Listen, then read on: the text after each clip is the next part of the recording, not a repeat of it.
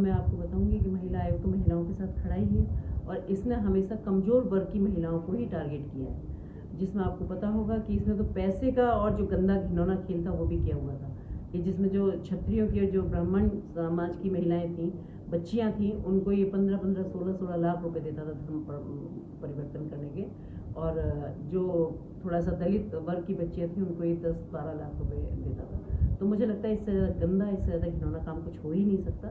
तो अभी तो जेल में है, पर मैं कहती हूँ क्योंकि इसमें धर्मांतरण के मामले में उम्र कैद की सज़ा तो है, पर इसको 100% फांसी होनी चाहिए, क्योंकि जैसा आपको पता है इसका 500 करोड़ से भी ज़्यादा का ट्रांजेक्शन है जो विदेशों से हुआ है। 40 देशों में इसके कनेक्शन हुए हैं, तो इसका मतलब 40 देशों में तो इसके जैसे लोग हैं, 40 देशों में तो इसका नेटवर्क है।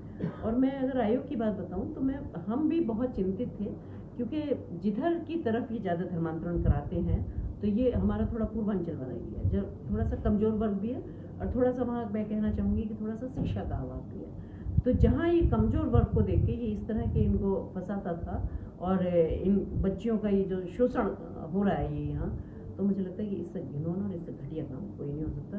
पर फिर भी मैं कहूँगी कि विनाश काले विपरीत बुद्धि, क्योंकि इसको मिला था तो उत्तर प्रदेश मिला, शायद हो सकता कहीं और होता, बंगाल जैसी जगह होता तो बच जाता। उत्तर प्रदेश में तो संभव ही नहीं है, क्योंकि यहाँ माननीय मुख्यमंत्री जी हमारे, मैं तो कहूँगी कि महिलाओं की तरफ आंख उठाने वाले को देखने वाले के यहाँ बुलडोजर चल जाते हैं। ये तो इतना घिनौना कृत्य इसने किया है, तो इसको तो निश्चित रूप से फांसी होनी है और जो कड़ी से कड़ी सजा होगी इसको मिलेगी। तो ये उत्तर प्रदेश में आके इसने गलती की। एक आगरा में भी कोई मामला सामने आया है, कौन पकड़ा गया, क्या उसमें खुलासा हुआ? आगरा में भी एक और ऐसे ही जमालुद्दीन है जो पकड़ा गया। मेरे पास उसके से संबंधित भी 2-3 केस आए जो महिलाएं थी, और वो उसका भी यही था कि महिलाओं को फंसाना, धर्मांतरण कराना, उनके साथ शारीरिक शोषण करना, उनको ब्लैकमेल करना। तो वो भी गंदा आदमी है, उसके साथ उसके भी बहुत सारे, जैसा मेरे सामने आया उसके लगभग 50-51 केस पहले से थे उस पर। फिर बाद में जब वो पुलिस ने गिरफ्तार किया उसको तो फिर और 12 केस उसके पास निकले। उसका काम है, कई सारी जगह हैं जो आगरा में भी हैं, जो स्कूल उसने कब्जा किए हुए हैं पूरे, जो ज़मीनों का ये सब।